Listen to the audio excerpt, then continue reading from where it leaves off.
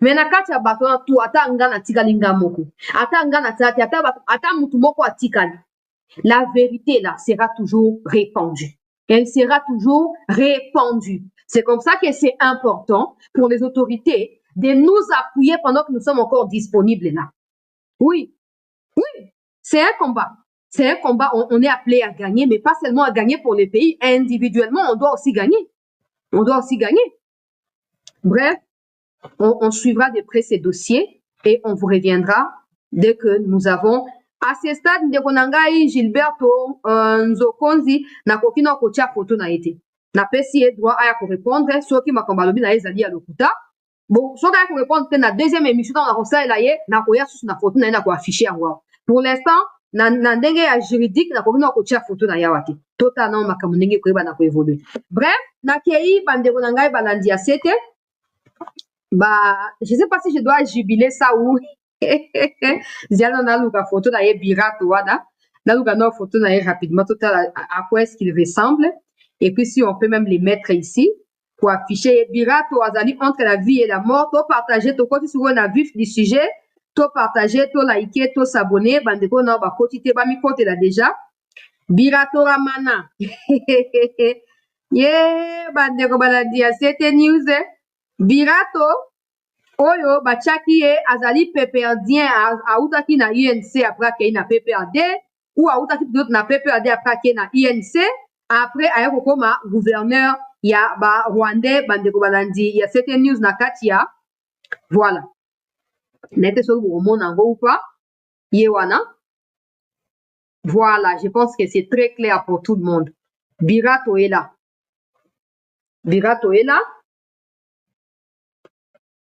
yende baebi na konome ye banomaki ye lipamelekaki epai na Banyarwanda lokola gouverneur ya Sud Kivu et après quelques mois tout la mwisi ya zaza akimi azumbongo ya Banyarwanda M23 akimi nango wana d'un côté de l'autre côté non il serait en train de collaborer avec les Wazalendo et il les aurait même aidés matériellement parlant pour les soutenir afin d'attaquer Nyangezi, non, c'est en vrai un espion, il y a gouvernement, et nanana, et dans ces flous-là, je pense que les Sud-Kivusiens l'ont oublié. Ils se sont dit, ben ouais, c'est clair, c'est qu'il a fouillé peut-être à la diaspora et tout. Or, c'est faux. C'est faux. À la diaspora, ba kanga kiye et pas na ba M23, ba chakiye na kasho ya molili. Na ko détailler yango bien po bino ba bo kanisa ke bozima ndoki contre Tshisekedi wana boye ba ko traiter bino kutu ba tchaki gouverneur yo nanga wa kutu na poste te ngai Yannick Chisola ngai Henri Magie bozana na poste te donc boye wani même pas ba ko limi na bo pete na kimi no so bolimo ba tchaki gouverneur s'il vous plaît je parle même pas des vice je parle même des secrétaires non gouverneur ya Sud Kivu bureau tao le peuple congolais et à l'heure où je vous parle il a été torturé à mort, séquestré dans un cachot et tellement il a subi des tortures énormes, il est entre la vie et la mort. Il a failli mourir ce matin de ce dimanche où il était dans un cachot à Bukavu et par peur qu'il ait révolte, parce qu'à la base ce n'est pas un Rwandais, c'est un Congolais, par peur qu'il ait révolte au sein de la population du Sud Kivu. À l'heure où je parle, la plupart d'entre eux ne savent pas. Si vous me suivez, là, il faut vous révolter contre les M23. Oui, il faut vous révolter. Bien sûr qu'il mérite ce qui lui arrive, Birota, parce qu'il a trahi Mboka, mais ne laissez pas ces Rwandais s'en tirer facilement comme ça. Et le gars a été fouetté lamentablement, a été torturé, et il était sur le point de mourir ce matin. Il a perdu connaissance, il est rentré dans un coma.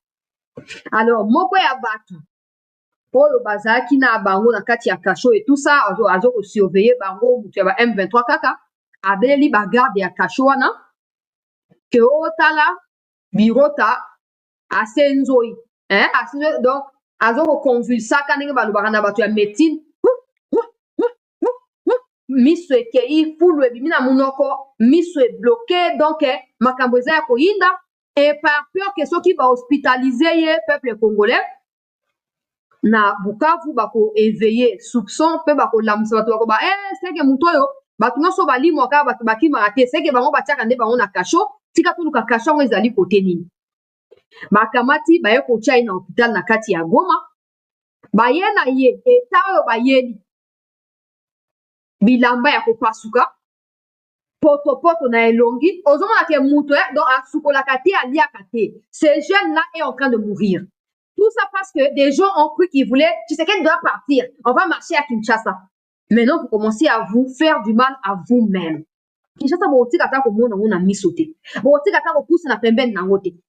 Vous avez dit que Kinshasa vous avez taba comme vous avez. Vous lancez.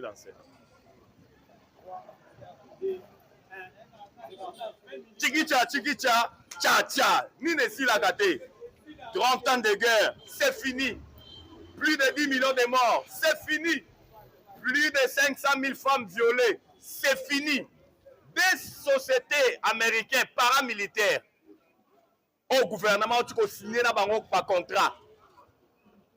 Blackwater, Maya Moindo Azana Kati. Bangonde bako sécuriser ba minerai à Est Mobimba. Il y a Nord, il y a Sud Kivu, il y a Ituri. Il y a un boy qui a bandé émission. Na chikicha, tcha. Donc cela veut dire que la guerre, c'est fini. La sortie éminente du gouvernement, au Congolais des pères et des mères, ça sera la reconduction du gouvernement souminois, ou bien on aura un gouvernement d'union nationale. Oyo kosangisa bakongomani nyonso. Tokoanaliza ngwa na émission na biso ya mukolo lelo. Des arrestations, je dis bien, des arrestations continues au sein de l'armée. Le chef d'état-major, Gilles Banza, a instruit dans le service Nyoso, Yamboka, aucun officier supérieur à Kokiko Bima dans la République démocratique du Congo.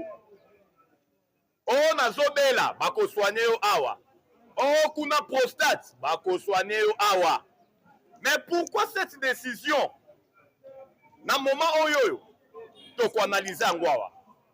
Dossier Constant Moutamba. Les 30, kuna en cours à cassation.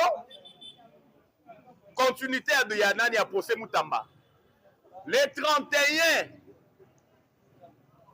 procès Hippolyte Kanambe alias Joseph Kabila. Tata Mokonze Kolo Yakala. Oya loba que je ne vous dirai pas adieu, mais à bientôt. Donc, analyse en na émission la biso mukolo lelo. Sans plus tarder, c'est votre humble serviteur Nakombo Jonas Ngandou, surnommé Charles Onana. Toujours dans la chaîne Abisso ya Bomesano. Auto Sengi Nabino bo s'abonner massivement. Bonjour, bonsoir, cela dépend de l'heure à laquelle vous allez kolanda.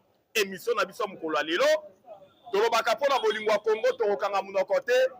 Car le Congo, c'est le pays de nos aïeux. Le Congo, c'est notre dénominateur commun. Tobotama ba Congolais, Tokokufa ba Congolais. Ba Congolais des pères et des mères, la paire a changé de côté. Tcha, Bitumbe Sili. Le gouvernement congolais a pris l'initiative Yako officialiser en maintenant. Yako s'engager dans des sociétés américaines paramilitaires. Blackwater, Maya Moindo, Oezali Kokamba, mais pas Eric Prince. Il peut aussi signer naïe. Pour nous sécuriser maintenant, les minéraux à nord, il y a Sud Kivu, il y a Ituri. On doit sécuriser nos minéraux. Parce que le mal est tellement profond. Il y a le gouvernement congolais. Na makanisia malamu ya tata mokonzi ekolo fachi beto mwana elaka alobi TTT. On doit prendre toutes les dispositions pour nous barrer makanisi ya velléité expansionniste. Oh, le sanguinaire Paul Kagame azalaka na yango. Yango bomoni lolenge kani. Le gouvernement a s'engagé. On nous signale déjà dans ma ligne de front le déploiement massif ya ba Blackwater, Maya Moindo. Oh, ezali kokamba mais pas Eric Prince. Malgré Boyokaki. Avant-hier, le M23 a pris des localités. Kuna na Masisi. mais na koyebisa na bino lelo bobengaki biso partout bobi boni masolo ezali koleka kuna na Doha. L'accord de principe a été signé, mais pourquoi Banyangalaka M23 bazali ko progresser? Toyebisaki bino boye. Bomoni mangungo M23 bazali ko sala. Eza nyoka basi bakati mutu. Mais kala mingi te mangungo ane ko sila po basi bayebi sort na bango. Bayebi sort na bango. Oh le M23 balobi te soki ba libérer 700 prisonniers te bango ba okende na Doha te na Qatar te ko assister na 6e round. Non, ba Congolais les pères et des mères. Tout ce qui se passe na Qatar ezo salema sous la houlette ya ba américain. Bango nde baza likolo. Ba américain nde basala ba Rwandais. Ba américain nde baza ba parrain ya biloko wana nyonso tout. Les américains ont dit NON bitumba ya Est c'est déjà conjugué au passé. Raison pour laquelle bomoni lolenge kani kaka ndenge tolobaka la paire a changé de côté. Yango bomoni notre gouvernement a pris toutes les dispositions. Brassage et mixage à Boho-Pia. Il y aura bel et bien un dialogue. Parce qu'on ne peut pas exclure un dialogue. Mais pas allant dans le sens, il y a brassage et mixage. Au sein, il y a armée Nabiso. On peut accepter intégration sélective. Donc, intégration conditionnée. Oh, il y a pas contre la armée, il faut tout y avoir. Moralité na ye. Azana ba crime de guerre, crime contre l'humanité, génocide, Aza Rwandais, Aza Ougandais, Aza Kenyais, Aza vraiment Congolais de père et de mère. Azali vraiment phare de so Azana passion ya Congo. Oh, Azana ADN patriotique. C'est ce que nous voulons. Parce que comme on a pacte social kande na lobaka, ya basango na pacte citoyen ya Hippolyte Kanambe, alias Joseph Kabila, c'est pour nous amener na deuxième dialogue. Oyo esala ke mboka na biso ezala na chaos, oyo esala ete tozala lelo na armée oyo eza caractérisé par la traîtrise et l'infiltration. Raison pour laquelle bomoni notre gouvernement a pris toutes les dispositions. Il y a qu'on sollicité ba paramilitaires, il y a makasi na mokili mobimba, ba Black Water. Bango nde ba ko s'installer na Est parce que 30 ans de guerre, c'est fini. Yango bomoni Fachi Beton a sengi na bakongomani nyonso bola na pongia ba bébé, mais tout en restant vigilant parce que la vigilance doit être de mise na Est ya mboka na biso. La sortie imminente du gouvernement. Conseil des ministres est vendredi, le chef de l'État fait si bonne chance. Na ba membre nyonso ya gouvernement ya équipe ezali ko kambame pa ya Madame Judith Tuluka Suminwa. Alobi bonne chance. Maloba ya chef de l'État ezali ko lakisa ete na mikolo ezali ko ya na semaine oyoyo on aura un gouvernement. Mais on va reconduire l'actuel gouvernement par contre 6 mois quelques membres de l'opposition ou bien tokokende vraiment na gouvernement proprement dit il y a d'union nationale. D'après mes analyses, moi, on aura peut-être la reconduction du gouvernement et Madame Judith Tuluka Suminwa. Mais, na kati ya nouvelle équipe ekokota, ekokambama toujours, et pas il y a l'actuel premier ministre. Donc, comme on appelle, ma figure mususu ya opposition. Oyo bango pe bakokota na kati boyebi ke tata mokonzi ekolo Fachi Beton azali symbole ya unité nationale. Oyo il faut azali na ba velete toujours ya kosangisa ba kongomani parce que moment on mboka na biso azali ko traverser eza moment ezo senga cohésion nationale, eza moment ezo senga unité nationale. Yango bomoni le chef de l'État est en train de tenir mort du cul que le gouvernement il faut à la coûte que coûte au rendez-vous. Mais ce que nous voulons en tant que ma analyse dans notre propre gouvernement d'union nationale, oui. Le dialogue entre les Congolais, on ne peut pas au boya yango. On doit dialoguer, mais entre nous, les Congolais, pour trouver des solutions idoines, pour mettre un terme na makambu to ezali kolika na mboka na biso.